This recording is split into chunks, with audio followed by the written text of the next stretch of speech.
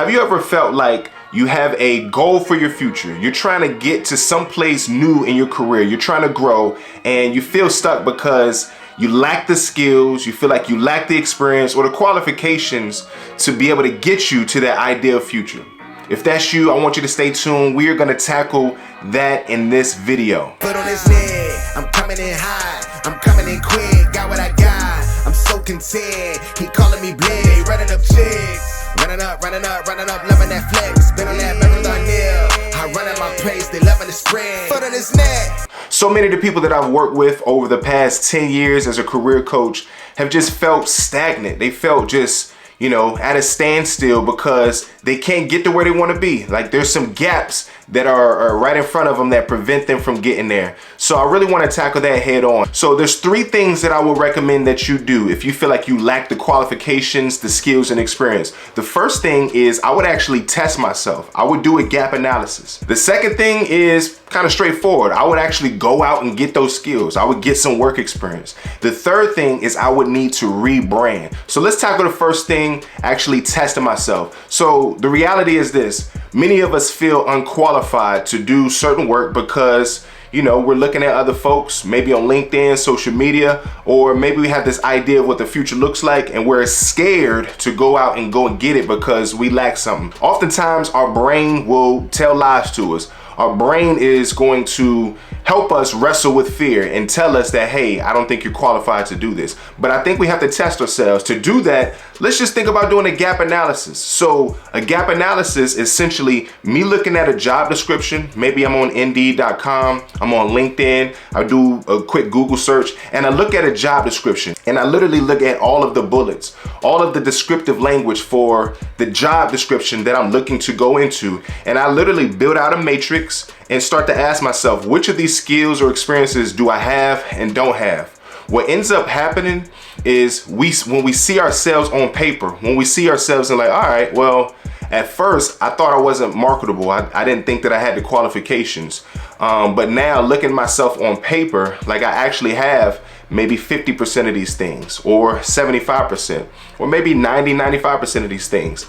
What I don't want you to think about is disqualifying yourself. Most folks will say, all right, I don't have all these skills on the job description, so obviously I can't apply for that job. That's not true. That's not true. But step number 1 in the process of seeing whether or not you are qualified or have the skills and experience is to test it. Do that gap analysis. The second thing I would recommend is to actually go out and get those skills. And I know some of you guys are rolling your eyes at me right now like, Q, that's common sense, right? Listen, you will be surprised how many people are actually not trying to put the tools in a toolkit, gain the experience, gain the skills that they need. So often for us as experienced professionals, we say our lives are too busy. We got family, we got this job, we have maybe some community obligations, and we say to ourselves, we don't have the bandwidth, we don't have the capacity to go out there and get the skills. But you do. A good idea is this: maybe you do a professional internship. You continue to work your full-time job if you have one, and you invest maybe a few hours a week or a few hours a month. It doesn't have to be a full-time internship. You're just getting the skills, you're getting the work experience in the industry that you're trying to get into, and it's gonna help you to market yourself for that job in the future. Get a professional internship. The other thing is maybe you want to upskill through professional certifications, credentials. It certainly can be a degree, but go out there and get it. Like, this is like the most common thing. What I challenge you to do before you jump to this second step is first to do that gap analysis. Not everybody needs to go out there and get a 2-year, 4-year degree in order to be more marketable. The first step is to see what do you actually have on paper. But that second step, go get the work experience, right? You can be very creative. More times than not, an organization is going to be receptive to free labor or cheap labor. So if you approach them and say, hey, I would like an opportunity to maybe shadow, to maybe do an internship, externship, something along those lines of just giving them some value through your work, but also gaining the value through skills and experience. So step number 2, go out there and get the work experience. All right, Step number 3 is to rebrand yourself.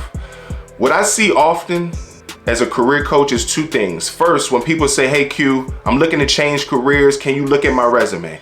The resume is usually like the last thing that I start to work on, right? I want us to actually work on clarifying what your interests are, start to build out a roadmap for maybe work experience, something that's gonna help you to market yourself, and then to rebrand the resume, cover letter, LinkedIn. That comes after we decide what it is that we're committing to. So that's the first thing when I think about the rebrand. The second thing is that this is one of the most creative opportunities that you have.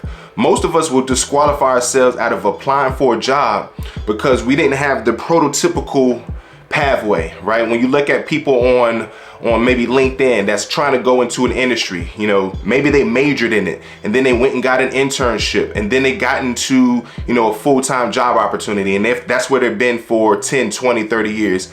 The workforce is so dynamic that nowadays most people don't have a linear path. So I just say all that to say that most of us will have to rebrand. Most of us are going to change careers throughout our lifespan.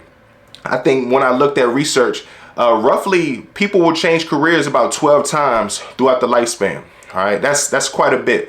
So third step is to rebrand. Essentially what I'm telling you is that when you start applying for jobs, you can't just use the same resume, same cover letter to apply for all of the jobs, right? You have to think about your past experience and transfer it to the targeted area that you're trying to go, right? So you have to rebrand. You have to pull out some industry language, the buzzwords, the key skills, key experiences that are going to be relevant for that new industry that you're tapping into.